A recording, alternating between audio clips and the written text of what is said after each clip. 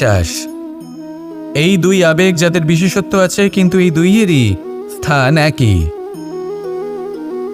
মন। বিশ্বাস আর সন্দেহ এই দুটোই কখনো আমাদের দুঃখের কারণ হয়ে দাঁড়ায়, বিশেষ করে তখন যখন আমরা কোনো ব্যক্তির চরিত্রের আকলন উচিতভাবে করতেই পারি না। আর তাছাড়া এই কাজটা সহজ নয়।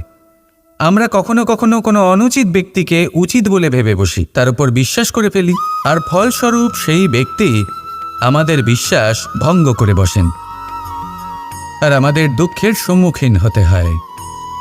ঠিক সেইভাবেই কখনো কখনো আমরা এমন কোনো ব্যক্তির উপর সন্দেহ করি যে হয়তো পূর্ণরূপে পূর্ণ নিষ্ঠা ভরে আমাদের মঙ্গল কামনাই করেছেন, এমন একজন ব্যক্তি যে সত্যি বিশ্বাসের পাত্র। আর যখন সেই ব্যক্তি এটা জানতে পারেন যে আমরা তাকে নিয়ে সন্দেহ করেছি, খুবই স্বাভাবিক তিনি দুঃখী হয়ে যান। এমন কোনো ব্যক্তিকে দুঃখ দিলে আমাদের মনও দুঃখী হয়ে যায়। তখন আমরা এটা ভাবি যে এই সংসারে আমরা কার উপর আস্থা রাখব আর কাকেই বা সন্দেহ করব? এর উত্তর হলো সময়। এই সংসারে কোনো ব্যক্তির চরিত্র যাচাই করা সবথেকে কঠিন কাজ, সেটা সময় নিয়ে করুন। কোনো ব্যক্তিকে যদি আপনি বুঝতে চান, তাকে পরখ করে দেখতে চান, তাহলে তার সাথে যতটা সম্ভব সময় অতিবাহিত করুন। এই সময় আপনার সামনে সেই ব্যক্তির এমন কিছু দিক তুলে ধরবে যা আর কোনোভাবে আপনি দেখতে পাবেন না। তারপর কি, সময়ের সাথে আপনি জানতে পেরে যাবেন যে এই ব্যক্তি, তার উপর বিশ্বাস করা উচিত নাকি অনুচিত। শুধু এভাবেই যাচাই করুন আর আমার সাথে ভালোবেসে বলুন, রাধা রাধা।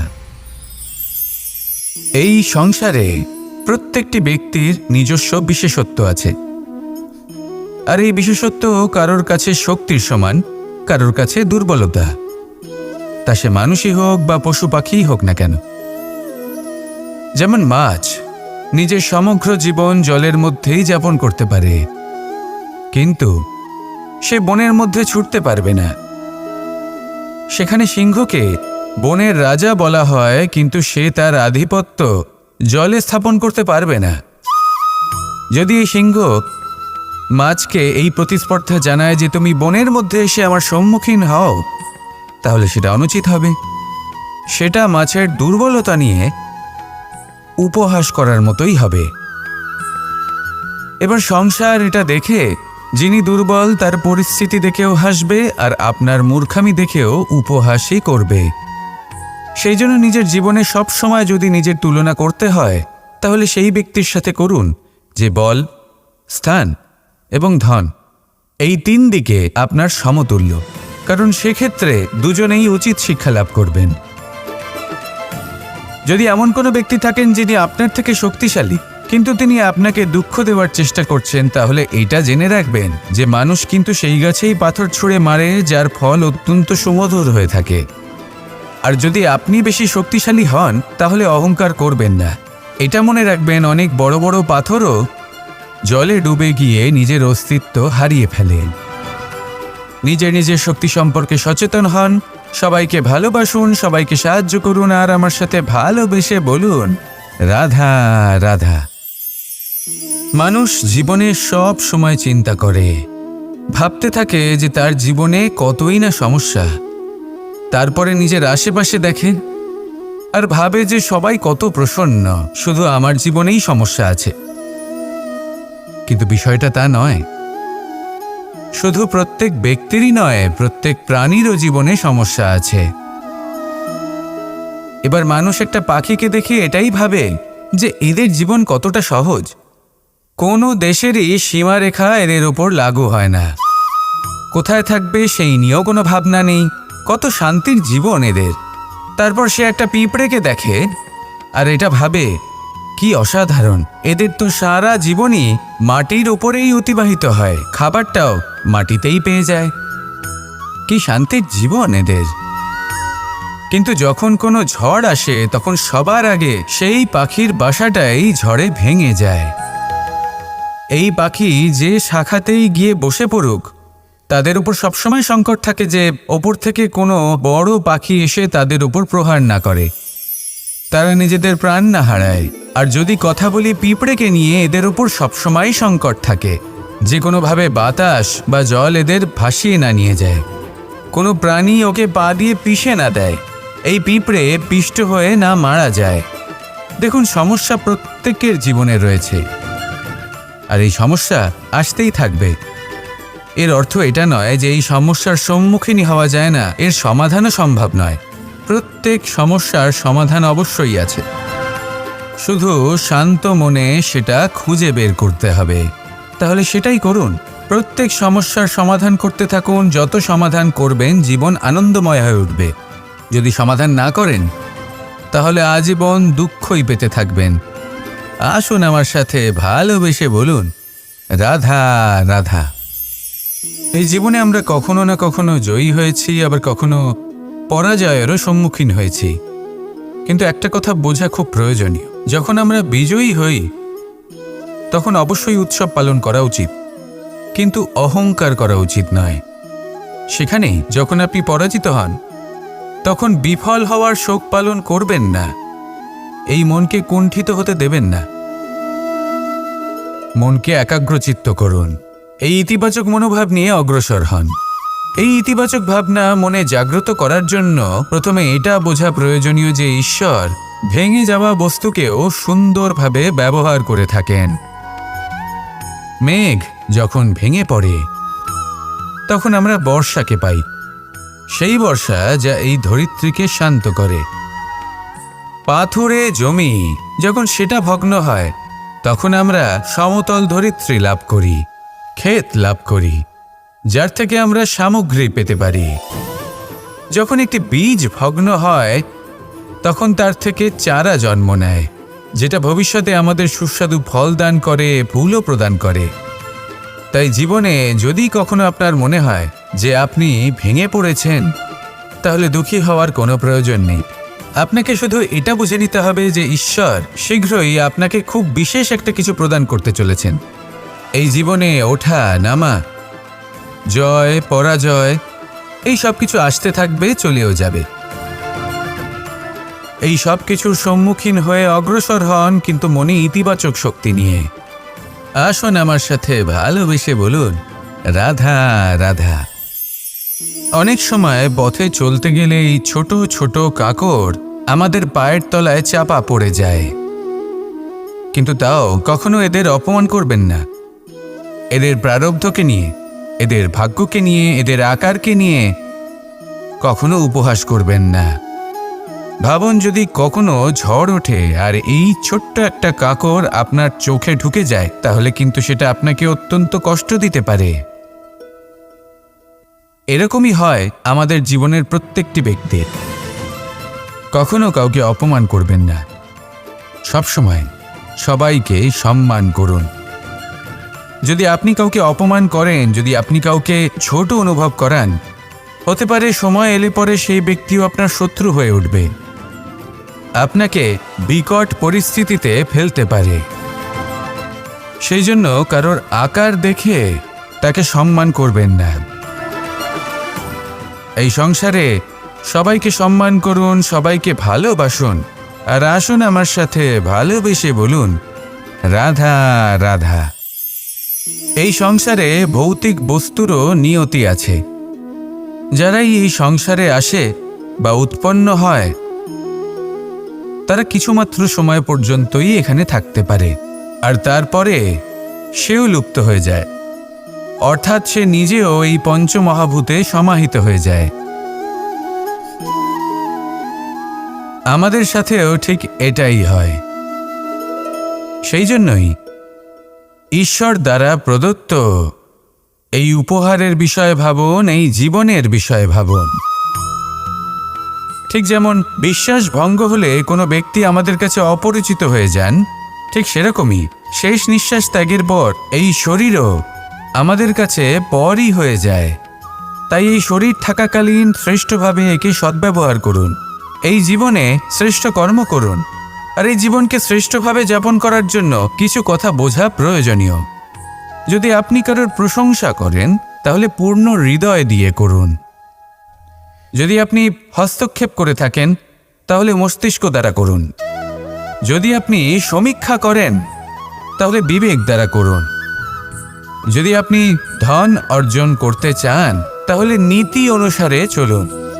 যদি জীবনযাপন করতে চান তাহলে রীতি মেনে করুন। আর যদি ঈশ্বরের ভজন করতে চান তাহলে ভক্তিভাব নিয়ে করুন। শুধু এই কথা মনে রাখবেন যে আপনার এই জীবন কিন্তু অনিশ্চিত কাল পর্যন্তই আছে। কতক্ষণ আছে সেটা কেউ জানে না। তাই কিছু মুহূর্ত যেটা যাপন করতে আমরা এখানে এসেছি সেখানে ক্রোধ, অহংকার, ঈর্ষা, এইসব আবেগের কি গুরুত্ব বলুন তো? এগুলো ত্যাগ করুন। মানুষকে ক্ষমা করতে শিখুন।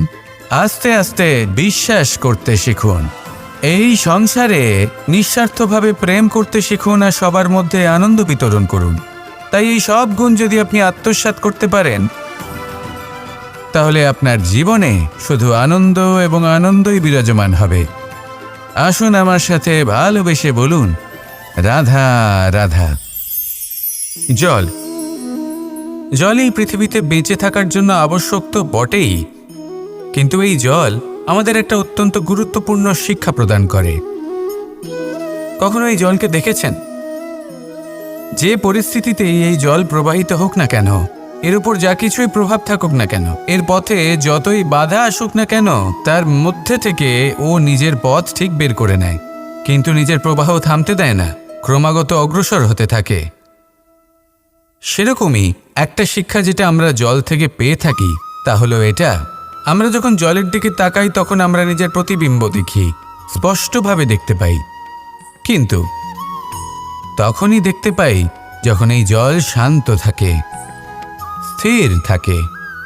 যদি এই জল অশান্ত হয়ে থাকে, স্থির না হয়, তাহলে আমরা এতে নিজের প্রতিবিম্ব দেখতে পাই না। এটাই আমাদের মনের সাথেও হয়ে থাকে। যখনই জীবনে কোনো সংকট আসে, যদি আমরা শান্ত মনে, স্থির মনে সিদ্ধান্ত নিই, তাহলে সেটা এমন একটা শীতল সিদ্ধান্ত হবে যেটা আমাদের ভবিষ্যৎকে একটা শ্রেষ্ঠ স্থানে নিয়ে যাবে। যদি এই মন অশান্ত হয়, বিচলিত হয়, পীড়িত হয়, দুঃখিত হয়ে থাকে, রুষ্ট হয়ে থাকে, তাহলে অনেক সময় আমরা এমন সিদ্ধান্ত নিই যেটা আমাদের জন্য অনুচিত প্রমাণিত হয়। যখন আপনি ক্রুদ্ধ ছিলেন বা দুঃখের বশে ছিলেন, তখন অনেক সময় হয়তো এমন সিদ্ধান্ত নিয়েছেন যেটার জন্য ভবিষ্যতে আপনি অনুশোচনা করেছেন। এবার দেখুন, এই আবেগগুলো থেকে আমরা পালাতে পারবো না, কিন্তু এই আবেগগুলো আপনার উপর কতটা প্রভাব ফেলবে সেটা আমরা অবশ্যই ঠিক করতে পারি। এই মনকে আমরা নিয়ন্ত্রণ করতে পারি। এটাই করুন, চিন্তা করুন, এই মনকে শান্ত রাখুন, স্থির হতে চেষ্টা করুন, আর তারপরে সিদ্ধান্ত নিন। আসুন আমার সাথে ভালোবেসে বলুন, রাধা রাধা। আপনি কি কখনো নৌকা যাত্রা করেছেন? করে না থাকলেও নিশ্চয়ই দেখেছেন যে এই জল যা নিজের অন্তরে সব কিছু সমাহিত করে নিতে পারে, এই নৌকা সেই জলের ওপরেই ভেসে থাকে। নদীর স্রোত কাটিয়ে সে সামনে অগ্রসর হয়। কিন্তু যদি এই নৌকায় কোনো ছিদ্র হয়, তাহলে কিন্তু সেই নৌকা ডুবে যাবে। আর এতে কোনো তফাৎ হবে না যে সেই ছিদ্র ছোট নাকি বড়, নৌকা ডুবে যাবে। এই ছিদ্র হলো আমাদের জীবনে আমাদের অপগুণ, আমাদের দোষ, আমাদের বিকার। কখনো এটা ভাববেন না যে এই দোষ খুবই ছোট, হইতে কিছুই যাবে আসবে না। না, সেই ছোট দোষ, সেই ছোট বিকার যদি সেটাকে শুধরে না নেন, তাহলে সেটা আপনাকে আপনার পতনের দিকে নিয়ে যাবে। শেষ পর্যন্ত এটা আপনার ওপর নির্ভরশীল যে আপনি কি চান। আপনার জীবনের এই নৌকা এভাবেই ডুবে যেতে দেখবেন, নাকি নিজেকে শুধরে নিয়ে সেই নৌকার সেই ছিদ্রটাকে ভরিয়ে তুলতে চাইবেন? নির্বাচন আপনার। আসুন আমার সাথে ভালোবেসে বলুন, রাধা রাধা। আমরা সবাই পাথর দেখেছি, পর্বতও দেখেছি, শুকনো পাতাও দেখেছি, শ্যামল বনানীও দেখেছি। কখনো ভেবেছেন পাথরের অস্তিত্ব কিন্তু ততক্ষণ পর্যন্ত যতক্ষণ সে পর্বতের গায়ে আটকে থাকে। যখন সেই পর্বত থেকে সেই পাথর ভিন্ন হয়ে যায় ও নিজের অস্তিত্ব হারিয়ে ফেলে। আস্তে আস্তে কখনো পাথর কেটে বা কখনো পিষ্ট হয়ে সেই পাথর আস্তে আস্তে মাটিতে পরিণত হয় এবং পূর্ণরূপে নিজের অস্তিত্ব হারিয়ে ফেলে। এটাই পাতার সাথেও হয়। এই পাতা যতক্ষণ গাছের ডালের সাথে যুক্ত ততক্ষণ তার অস্তিত্ব থাকে। যখনই ডাল থেকে বিচ্ছিন্ন হয় সেও নিজের অস্তিত্ব হারিয়ে ফেলে। আর এটাই আমাদের সাথেও হয়। যতক্ষণ আমরা নিজেদের আপনজনের সাথে যুক্ত থাকি আমাদের অস্তিত্ব বজায় থাকে। যখন আপনজনদের সাথে সম্পর্ক ছিন্ন করি তখন আমরাও আমাদের অস্তিত্ব হারিয়ে ফেলি। এবার এই সংসারের প্রত্যেক ব্যক্তি স্বতন্ত্র থাকতে চান, আর অনেক ব্যক্তি স্বতন্ত্র থাকবেন বলে আপনজনদের দূরে করে দেন আর তাদের সাথে এই সম্পর্ক ছিন্ন করেন। এটা কি সত্যি প্রয়োজন? আপনজনদের সাথে সম্পর্ক ছিন্ন করে নিজের অস্তিত্ব হারিয়ে ফেলা প্রয়োজনীয়, নাকি আপনজনদের সাথে সম্পর্ক বজায় রেখে নিজেদের স্বতন্ত্র করে রাখা সেটা আবশ্যক? নির্বাচন আপনারই। আসুন আমার সাথে ভালোবেসে বলুন, রাধা রাধা। আমরা প্রত্যেকেই অবশ্যই এমন সময় দেখেছি যখন অনেকগুলো সমস্যা একসাথে আমাদের জীবনে এসে পড়ে। সমস্যা আমাদের প্রত্যেকের জীবনেই থাকে। আমরা তার সমাধান খুঁজতে চেষ্টা করি, কখনো সমাধান খুঁজে পাই, আবার কখনো যতই চেষ্টা করি না কেন কোনো সমাধান খুঁজেই পাই না। আর যখন এটা হয় তখন মানুষ অত্যন্ত বিচলিত হয়ে পড়েন। নিজের আত্মীয় স্বজন, নিজের বন্ধু বা সংসার এদের ওপরে এই দোষ চাপিয়ে দেন যে এদের জন্যই এই সমস্যা এসেছে। এবার যদি আমি আপনাকে কোনো পরামর্শ দিই তাহলে এটাই বলবো যে দৃষ্টিভঙ্গি পাল্টে দেখুন। এই দৃষ্টিভঙ্গি দিয়ে দেখুন যে এই সংসারে যে সমস্যায় আসুক না কেন তার জন্য কেউ দোষী নয়, না আপনি না অন্য কেউ। এই পুরো খেলাটাই আপনার মানসিকতা, আপনার দৃষ্টিভঙ্গি, আপনার মনের। কিভাবে বোঝাচ্ছি? যখন আমাদের মন শক্ত থাকে তখন কঠিন থেকে কঠিনতর পরিস্থিতিও আমাদের জীবনে খুব বেশি হলে প্রতিস্পর্ধা হয়ে থেকে যায়। সেখানে যদি আমাদের মন দুর্বল থাকে তখন অল্প কঠিন পরিস্থিতিও আমাদের কাছে খুব বড় সমস্যা হয়ে যায়, তাই না? একটা শক্ত মন কঠিন পরিস্থিতিকে প্রতিস্পর্ধা হিসেবে দেখে আর তার মধ্যে ওটা সুযোগ খুঁজে নেয়। আমাদের শুধু এটাই করতে হবে। এই সংসারে অন্য কাউকে দোষী মনে করলে আপনার সমস্যা দূর হয়ে যাবে না। সেই জন্য এই সংসারকে দোষ দেওয়ার বদলে এই সমস্যার মূলে চলে যান, সেটাকে বুঝুন, নিজের এই মনকে শক্ত করে তুলুন। যদি আপনার মন শক্তিশালী হয় তাহলে এই সংসারে অনেক বড় বড় কঠিন থেকে কঠিনতর পরিস্থিতিও যদি আসে, আপনার জীবনে যতই বড় বড় সমস্যা আসুক না কেন আপনার লক্ষ্য লাভে বাধা দিতে পারবে না। আসুন আমার সাথে ভালোবেসে বলুন, রাধা রাধা। কখনো এই প্রকৃতির দিকে তাকিয়ে থাকবেন। এই প্রকৃতি অনেক ধরনের শিক্ষা দেয়। কোনো একটা গাছকে দেখুন কিভাবে সে মাটি থেকে জল শুষে নেয়। সে ঝড় হোক বা হোক কড়া রোদ সব সহ্য করে এবং অবশেষে সে ফল ধারণ করে। আর সেই ফল উৎপন্ন করার পরে সে ফল কিন্তু সে নিজে গ্রহণ করে না, এই সংসারকে প্রদান করে, যাতে পশু পাখি মানুষ তারা এই ফল গ্রহণ করে শক্তিশালী হয়ে উঠতে পারে, সুস্থ থাকতে পারে। সেভাবেই নদী, সরোবর এরা নিজেরাও কিন্তু নিজেদের জল গ্রহণ করে না, মাটিকে প্রদান করে, পশু পাখিকে প্রদান করে। সূর্য নিজেও নিজের জন্য প্রজ্বলিত হয় না, সে প্রকাশ ছড়িয়ে দিতে চায় আমাদের সবার কাছে, সে আলো পৌঁছে দিতে চায়। এই প্রত্যেকের কর্মে পরমার্থ নিহিত আছে, আর সেই জন্যই এদের সকলকে পুজো করা হয়। তাই মনে রাখবেন,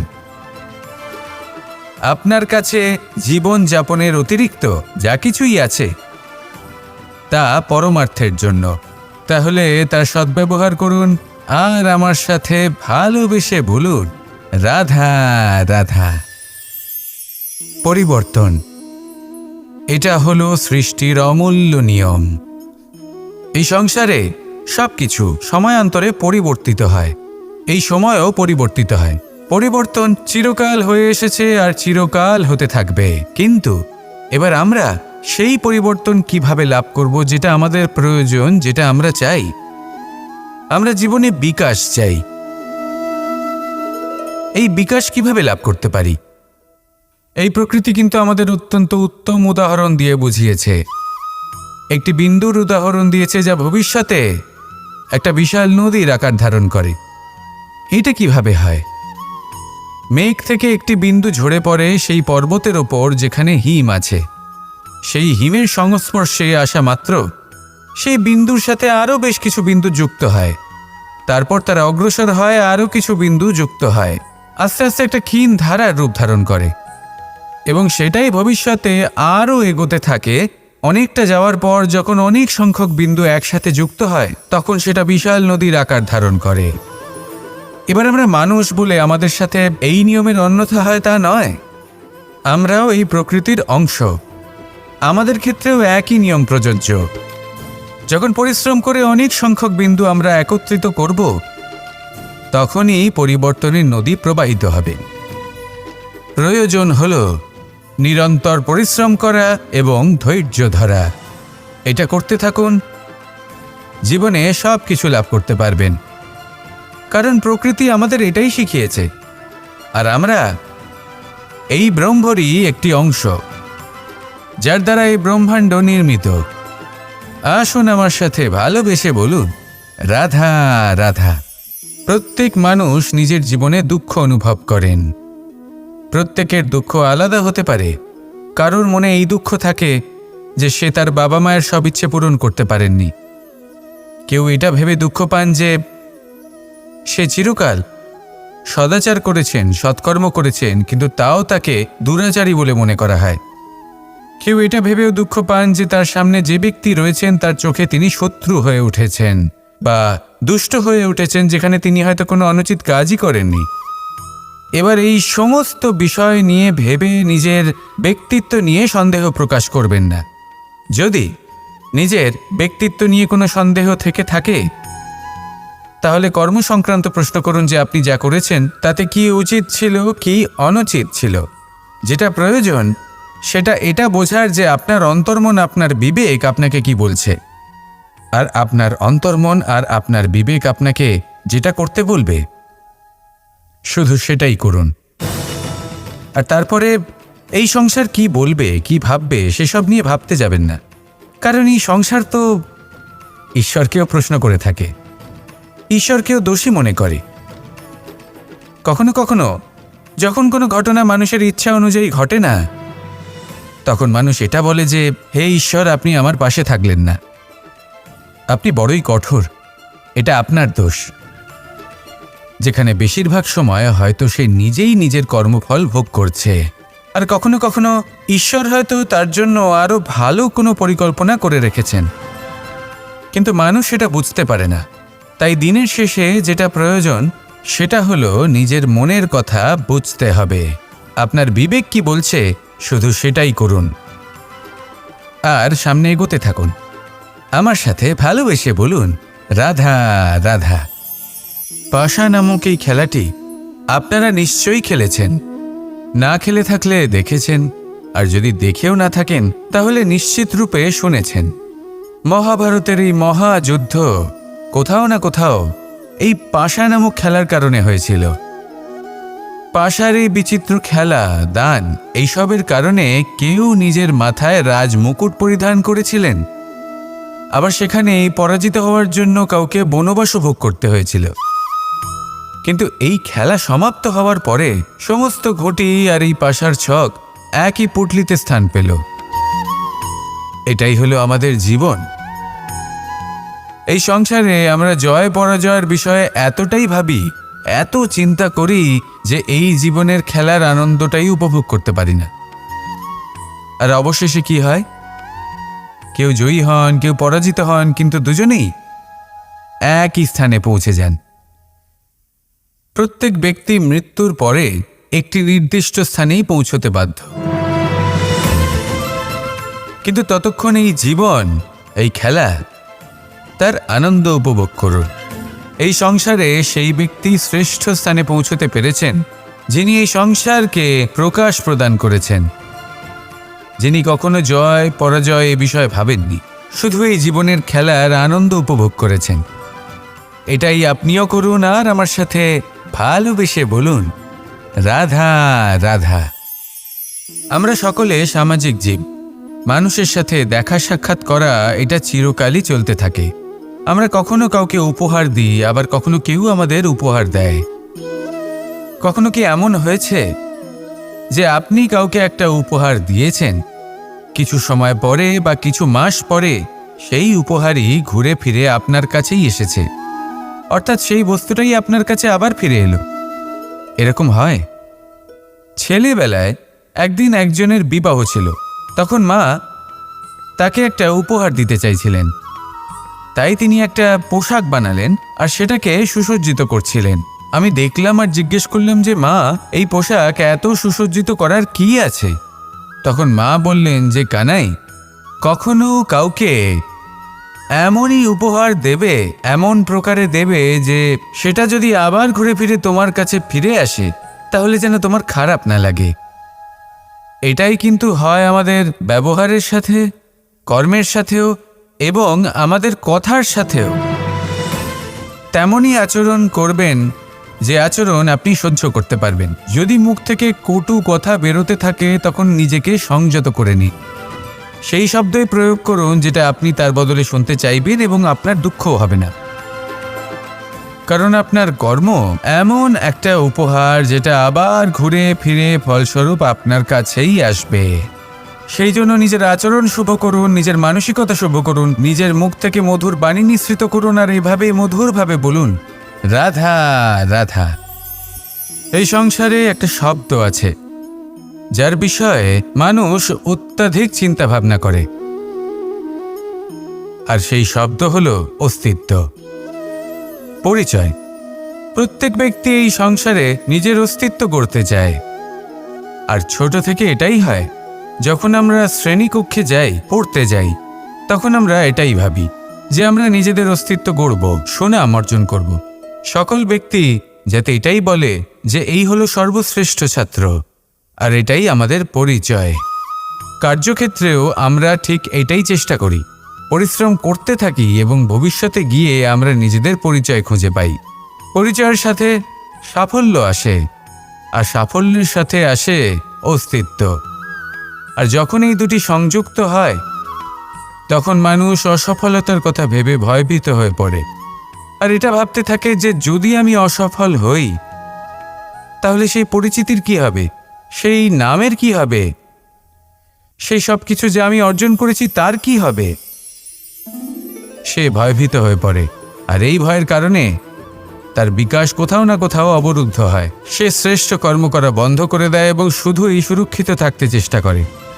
আর অসফল হলে তাতে ভয় পাওয়ার কোনো প্রয়োজন নেই, কারণ যখন আপনি সফল হন তখন এই সাফল্য আপনার পরিচয় এই সংসারের সাথে করায়।